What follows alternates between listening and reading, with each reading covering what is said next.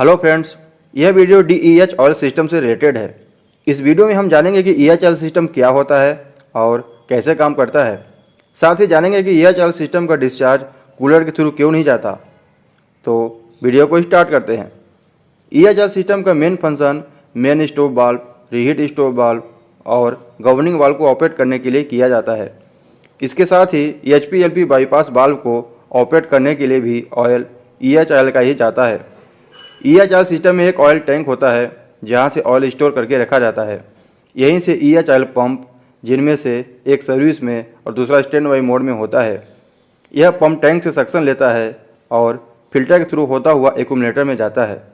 Accumulator का main function pump change over, filter change over या governing valve के operation के दौरान EH ऑयल लाइन में प्रेशर का फ्लक्चुएशन होता है। इस कंडीशन में EH ऑयल का प्रेशर मेंटेन करने के लिए रिस्पॉन्सिबल होता है। एक्यूमुलेटर के बाद ऑयल ब्लॉक में जाता है। यहीं से oil MSB, RSB, governing valve और HPLP बाईपास वाल्व के साथ साथ स्प्रे कंट्रोल वाल्व के लिए भी जाता है।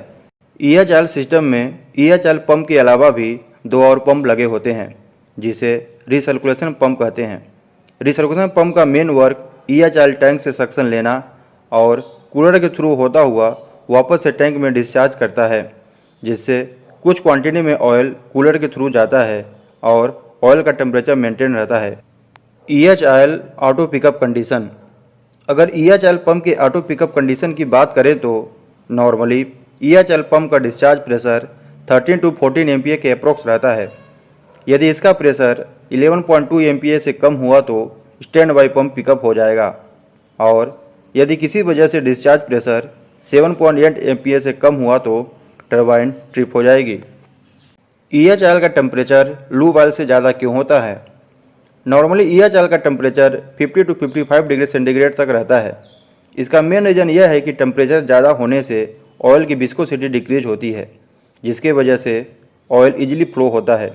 यही रीज़न है कि गवर्निंग वाल्व और मेन स्टीम स्टोव वाल्व में ऑपरेटिंग क्लियरेंस बहुत कम होने के बावजूद भी लो विस्कोसिटी होने की वजह से ऑयल का फ्लो प्रॉपर्ली होता है और ऑयल का प्रेशर वाल्व को ऑपरेट करने के लिए सफिशिएंट रहता है।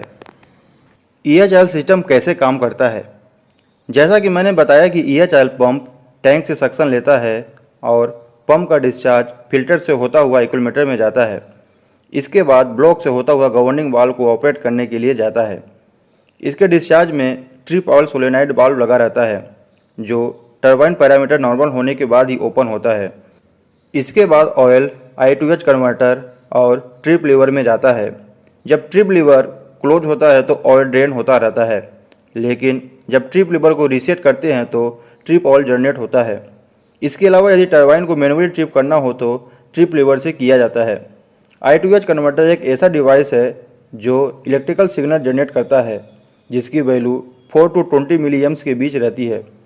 इस इलेक्ट्रिकल सिग्नल के अकॉर्डिंग ही सेकेंडरी ऑयल का प्रेशर वेरी होता है और गवर्निंग वाल्व को ऑपरेट करता है। मेन स्टोव वाल्व को ऑपरेट करने के लिए 2 टाइप के ऑयल यूज़ किया जाता है। सबसे पहले स्टार्टिंग ऑयल जनरेट होता है जो MSB में प्रेजेंट कैप और स्प्रिंग के बीच गैप को कम करता है, जिससे स्प्रिंग और कैप एक दूसरे के कांटेक्ट में आ सके। इसके बाद ट्रिप ऑयल जनरेट होता है जो मेन स्टोव वाल्व को ऑपरेट करने के लिए रिस्पॉन्सिबल होता है। इसके अलावा एक ड्रेन लाइन होती है। जब मेन स्टोव वाल्व क्लोज होता है तो ट्रिप ऑयल इस लाइन के थ्रू ड्रेन हो जाता है। तो दोस्तों, आपको ये वीडियो कैसा लगा कमेंट में ज़रूर बताएं और ऐसे वीडियो को देखने के लिए चैनल को सब्सक्राइब करें। धन्यवाद।